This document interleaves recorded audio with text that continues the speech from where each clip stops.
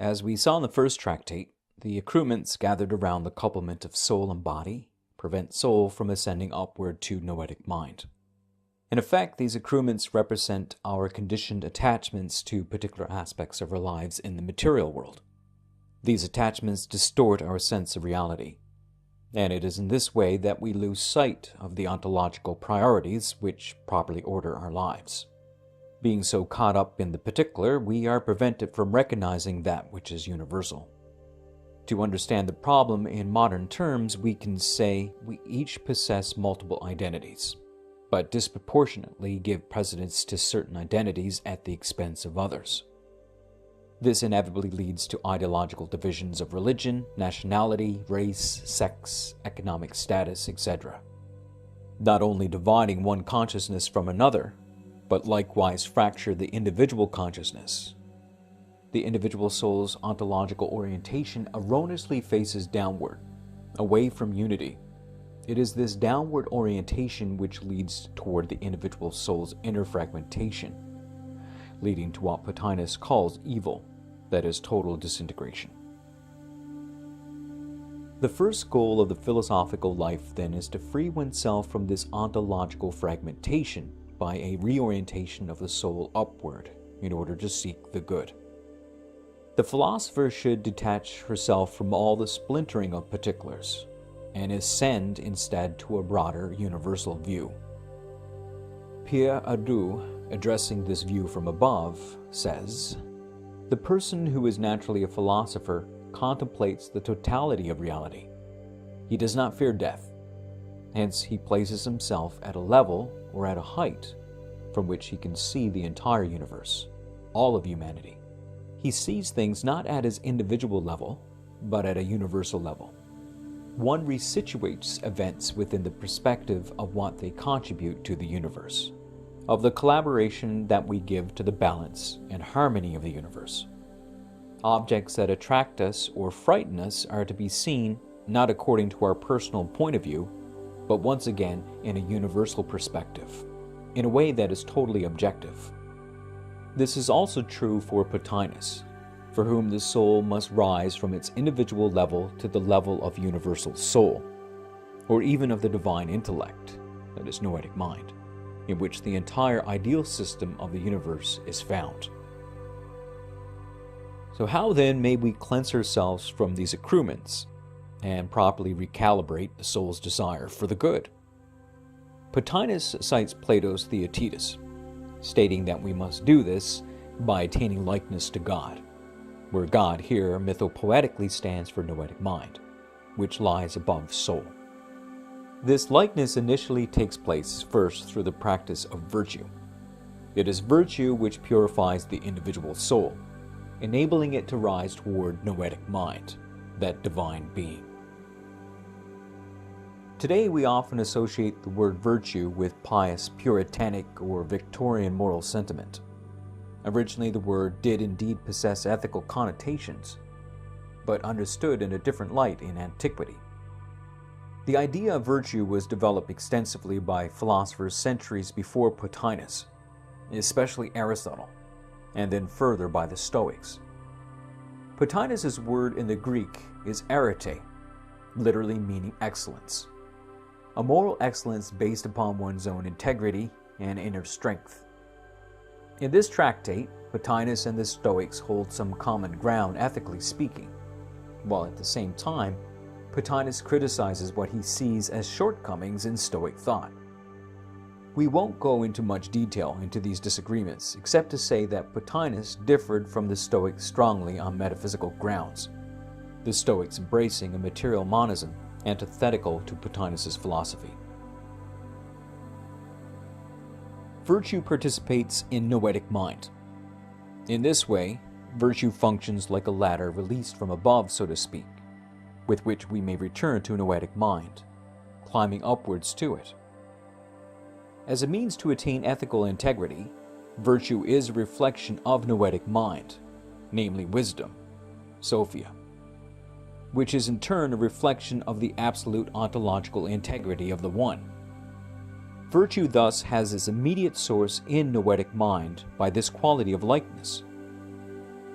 Plotinus makes a distinction, however, between civic virtues, those pertaining externally to the community, and the purifying virtues, those pertaining internally to the ascent of the soul. The distinctive focus of the purifying virtues is its inward focus on the soul's self-discipline. We may visually represent the hierarchy of wisdom, the purifying virtues, and the civic virtues thus.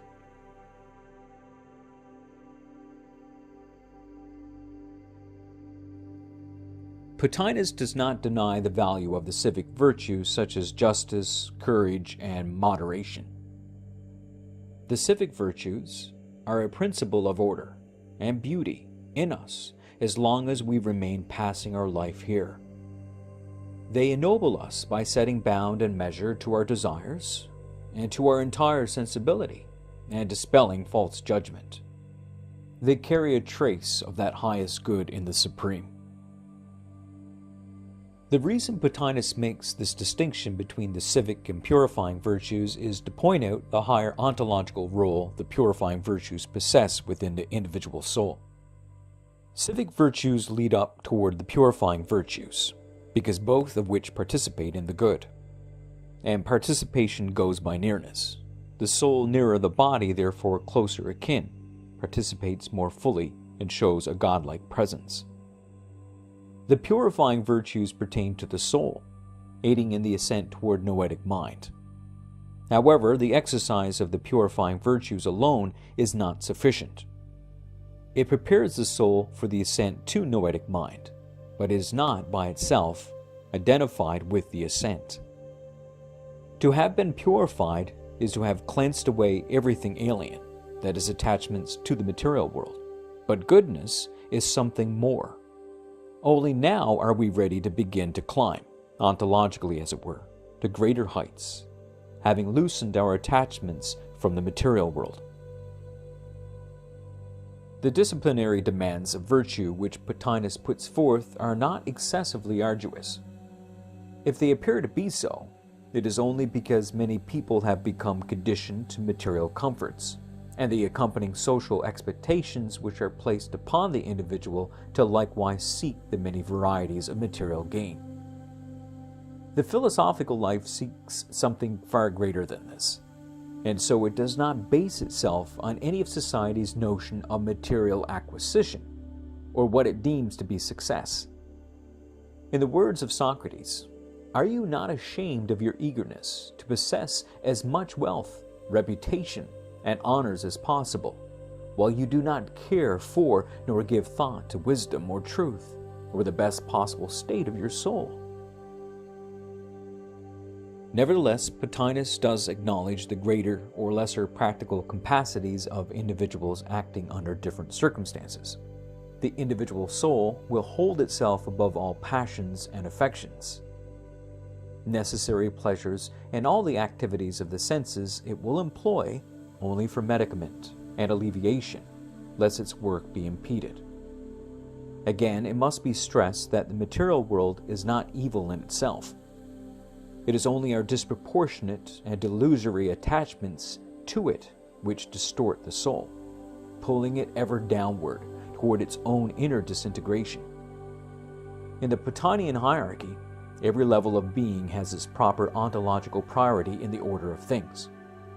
The error lies in allowing our priorities to become disordered.